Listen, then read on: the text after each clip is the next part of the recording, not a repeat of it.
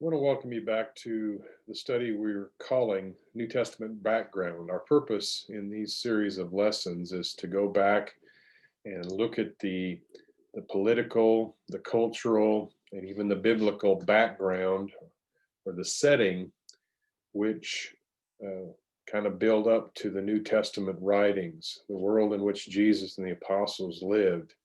It's this context or this background, of course, that sets the stage for the things they said, their writings to the churches. They didn't live in a vacuum. Jesus entered a world that already had a lot going on.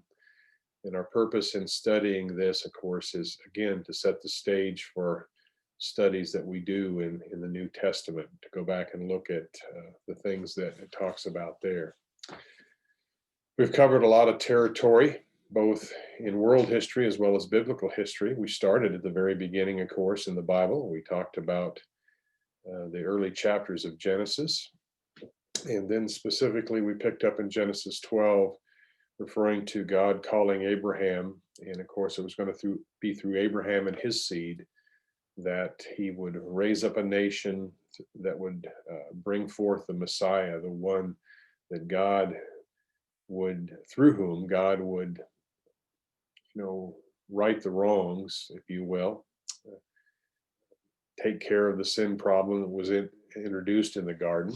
So that's the purpose of that. We talked about, God starting from one man and his family and building a nation, and God taking that nation through a lot of struggle to become a force at times in their part of the world. But even Israel and Judah, of course, were in a context as well in the Old Testament. We've spent some time looking at the national or the world context of in which Israel lived in the Old Testament. And of course, the land of Israel was kind of at a crossroads, and it was the battleground between a lot of world powers at the time. You've got Egypt. And then over the last few weeks, we've talked about the Babylonians who rose to power. And of course, it was the Babylonians that ultimately brought Judah to its knees. God sent his people into exile due to their sin and their refusal to listen and submit to what he had for them, of course. So we talked about Nebuchadnezzar and how for his period, he ruled the world, drove Egypt back into their land. But as we've seen, as we've progressed along, that no world empire lasts forever. No human system lasts forever. And of course, as we studied last week, the Babylonians' time as world leaders begin to wane, and the upcoming empire that finally overtook them was the Persian Empire.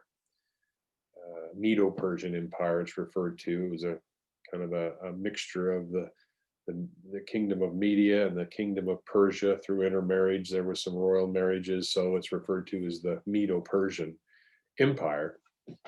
But be that as it may, of course, the last attack of Nebuchadnezzar and the Babylonians on Judah and Jerusalem took place in 586 BC. And the Babylonians would go on. They took the people of God captive into exile in Babylon. Time went on, but again, the time for the Babylonians to be taken off the world stage came. That was around 539 BC, and of course, it was due to Cyrus, who was the king of Persia at the time. He drove the Babylonians back and ultimately conquered Babylon, the city itself. We studied about that last time. So they're now the new rulers in the world system. Nobody challenged the Persians at this time. Their empire ruled roughly from 539 BC to 333 BC, some nearly 200 years on the world stage. We won't get to the history of their passing away yet. We'll come to that. We've got more to talk about the Persians today. The Bible, of course, intersects with the Persian rule, and we'll talk more about that. Last week, the last class period, rather, we hinted at kind of what went on. Cyrus and the army pressed their way to the city of Babylon. This was after the death of Nebuchadnezzar, and the succeeding sons and rulers that followed him weren't as strong as he was, and there was started to be decline that happens in every world empire sooner or later. But Cyrus brings the army, of course, to the walls of Babylon that seemed, at least to the people of the time, that were unbreakable, but yet he found a way in and did conquer the city. We read a little bit of the history from the book of Daniel there in chapter 5. We'll pick up with that in just a moment. But it's this Cyrus, king of Persia. He was the one who issued the decree to return the exiles of Judah to the land of promise. I want to read a bit of Bible history that talks about this in 2 Chronicles chapter 36, verses 15 through 23. I believe I read this last time, but just to refresh your memory, let me go back and read the Bible history of Cyrus and how God used him to bring about his desires for his people. 2 Chronicles 36, we'll start reading in verse 15. It begins here by talking about the work of Nebuchadnezzar in subduing Judah and Jerusalem, and then, of course, the takeover of the Persians. It says, the Lord, the God of their fathers, sent word to them again and again by his messengers, because he had compassion on his people and on his dwelling place. But they continually mocked the messengers of God, despised his words, and scoffed at his prophets, until the wrath of the Lord arose against his people, until there was no remedy. And this just speaks of God's effort through the prophets in the time of Nebuchadnezzar in Babylon, trying to turn his people back to him, but they wouldn't listen. Verse 17, speaking of God, it says, therefore he brought up against them, or his own people, the king of the Chaldeans, or Babylonians. It's Nebuchadnezzar, who slew their young men with the sword in the house of their sanctuary, had no compassion on young man or virgin, old man or infirm. He gave them all into his hand. All the articles of the house of God, great and small, and the treasures of the house of the Lord, and the treasures of the king and of his officers, he brought them all to Babylon. Then they burned the house of God, or the temple, and broke down the wall of Jerusalem, and burned all its fortified buildings with fire, and destroyed all its valuable articles. And we talked in previous classes about, there were 3 times Nebuchadnezzar came to Jerusalem, and a little more severe each time, till he finally had enough of the rebels in Jerusalem and did just what the chronicler here is talking about. Verse 20 says, those who had escaped from the sword he carried, speaking of Nebuchadnezzar, he carried away to Babylon, and they were servants to him and his sons until the rule of the kingdom of Persia. Now that brings up our topic today, this Medo-Persian Empire. To fulfill the word of the Lord by the mouth of Jeremiah, until the land had enjoyed its Sabbaths, all the days of its desolation it kept Sabbath until 70 years were complete. We looked at some verses last time about Jeremiah and others talking about this exile. Babylonian exile would last for 7 decades or 70 years. And all of this, of course, is orchestrated by God through these human rulers. The last 2 verses of 2 Chronicles 36 read this way. And this speaks of this change in world power. It says, now in the first year of Cyrus, king of Persia, in order to fulfill the word of the Lord by the mouth of Jeremiah, the Lord stirred up the spirit of Cyrus, king of Persia, so that he sent a proclamation throughout his kingdom and also put it in writing, saying, thus says Cyrus, king of Persia, the Lord, the God of heaven, has given me all the kingdoms of the earth, and he has appointed me to build him a house in Jerusalem, which is in Judah. Whoever there is among you of all his people, may the Lord his God be with him, and let him go up. Now let's turn to Isaiah the prophet, and we're going to pick up another section of the Bible that speaks of this decree of Cyrus and how God is using him like he used Nebuchadnezzar for his own purposes. This will be Isaiah 48.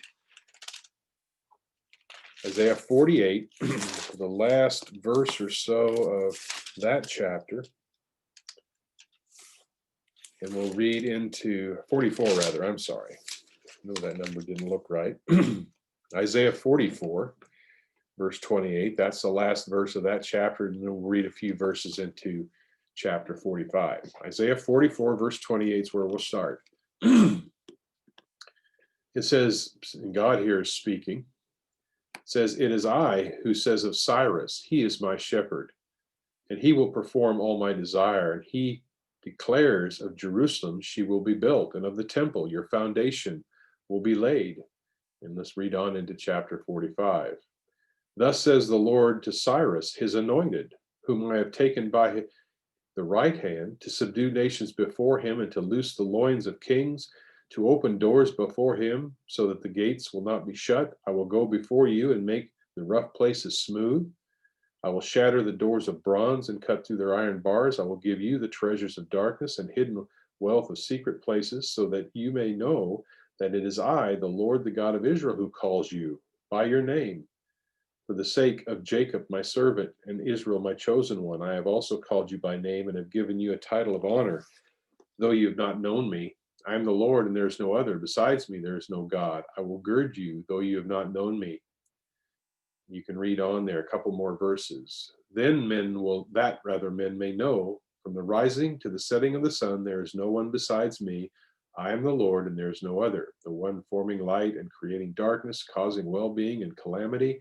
I am the Lord who does all these things." So there's no doubt here from the biblical record that Cyrus, of course, is being used by God here. And it almost seems from what we read from Second Chronicles and also from Isaiah that Cyrus himself understands at least some of this. I don't think he has a clear understanding of all this, but he speaks of God appointing him for this, and now God is affirming it here in the book of Isaiah as well. Cyrus would be the one named by God, God paving the way, as we read here in Isaiah, for him to overtake the Babylonians and to issue this decree and provide the materials and wealth needed for the exiles to go home and rebuild the temple and rebuild the city of Jerusalem. We spoke last class period about how the return of the exiles, the people of God, after 7 decades in exile in Babylon, was marked by varying emotions and struggles, and the Bible records much of that. In fact, Ezra, a Bible book in the Old Testament devoted to him, talks about much of this. Let's go back to Ezra chapter 1.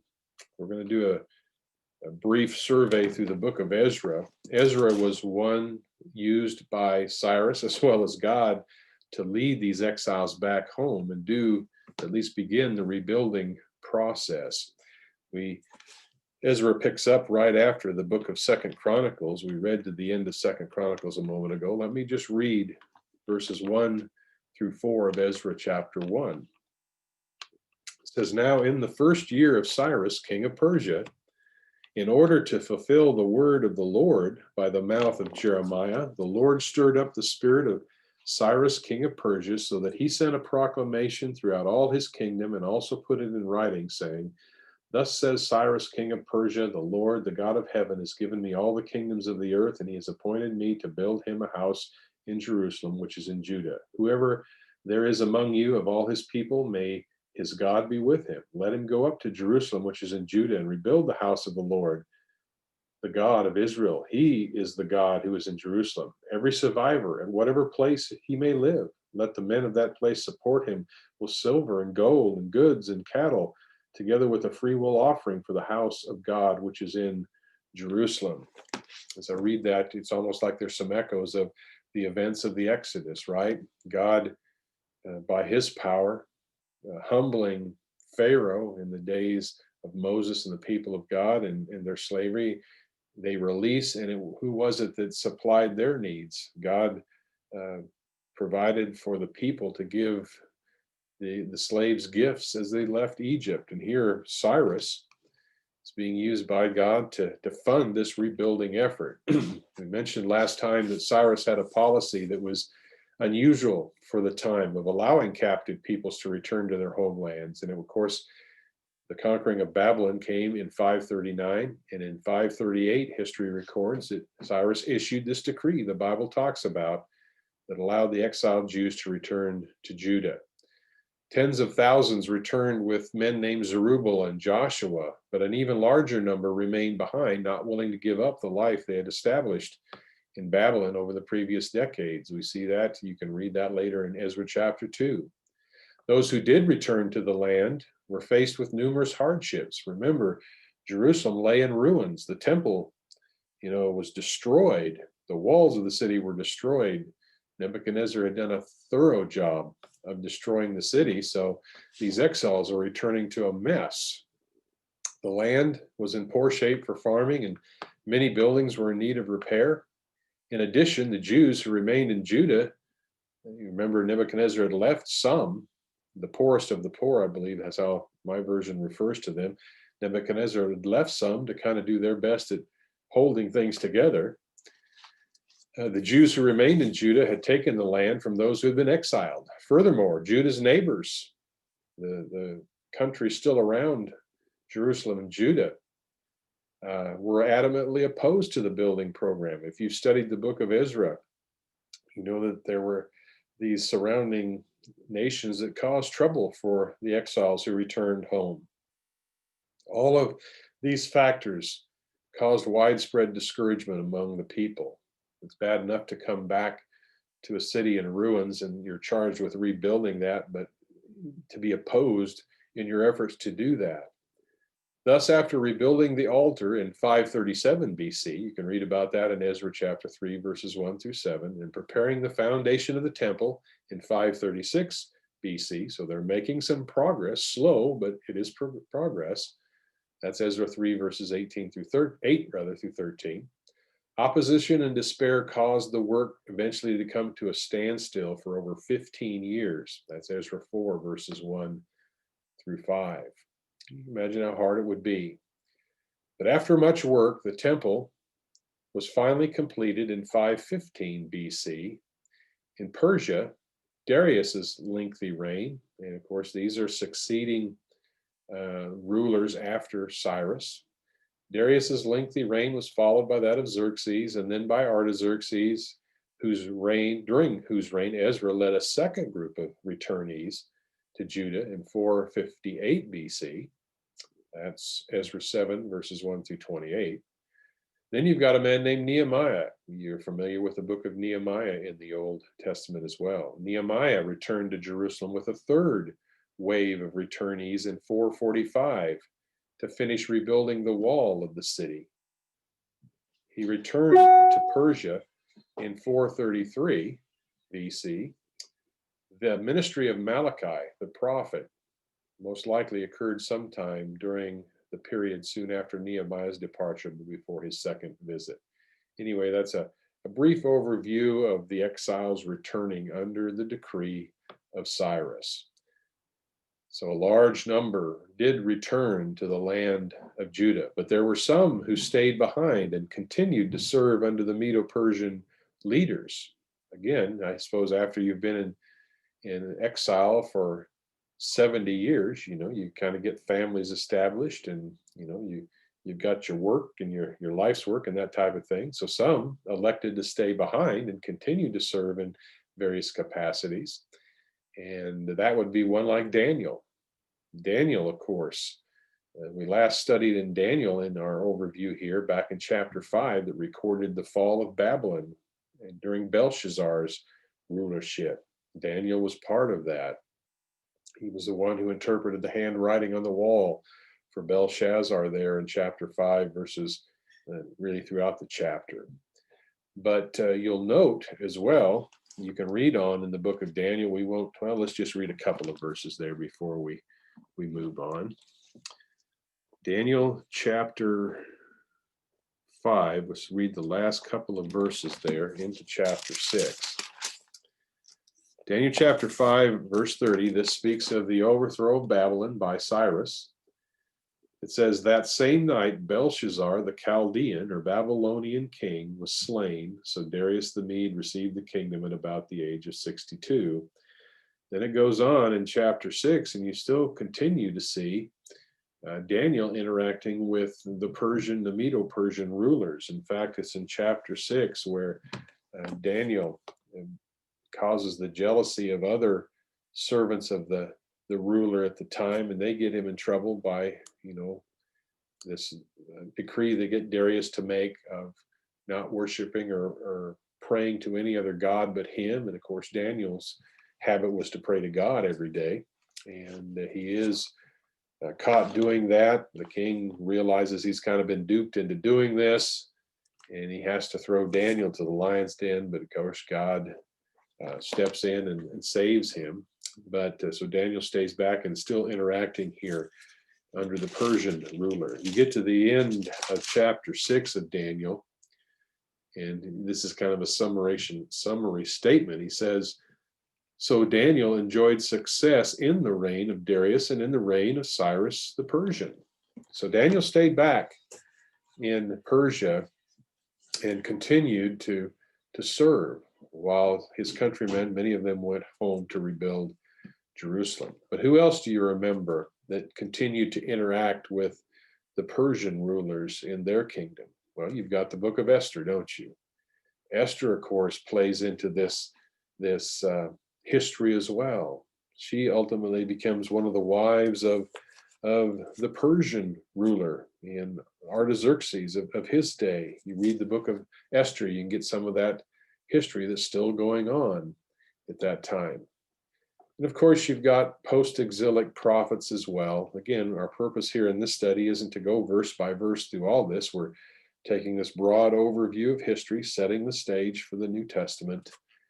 And while prophets like Jeremiah and Ezekiel were prophesying in the time of the exile during that 70 years, God continued to reach out to his people. The Israelites who went back to rebuild Jerusalem, they're rebuilding their country, but they continue to have struggles with things that, God had to call them back from. Post-exilic prophets include prophets like Haggai, Zechariah, and Malachi, at least those three. God sent to the people who had already went back from exile, but continued to struggle. I think of the book of Malachi, and you've got them starting to, neglecting the rebuilding the house of God while they were rebuilding their own fancy houses. So people forgetting to put God first. All right, that brings us kind of up to date here for the Persians. What we'll seek to do next class period is, of course, to trace out their rise and fall as well. We've done that with the Babylonians, now the Persians, which again, this leads us up into that period we refer to as the intertestamental period, or the Second Temple period, where we're not going to have a whole lot of Bible material to refer to. All right. As the Old Testament ends, you just got the exiles, most of them back in Jerusalem and Judea, going about their life, rebuilding what they've been called to rebuild, but still struggling with trying to follow God.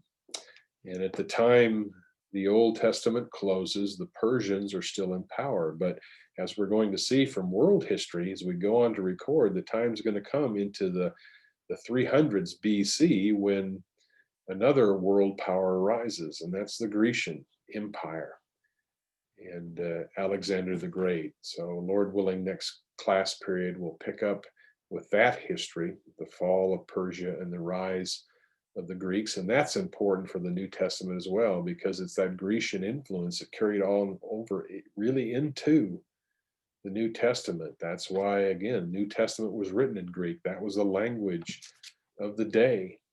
And so we'll trace some of that history. I'll encourage you to, perhaps if you got some history books, you might read ahead and pick up some clues, and we'll look forward to talking about that next time. God bless and have a great new year.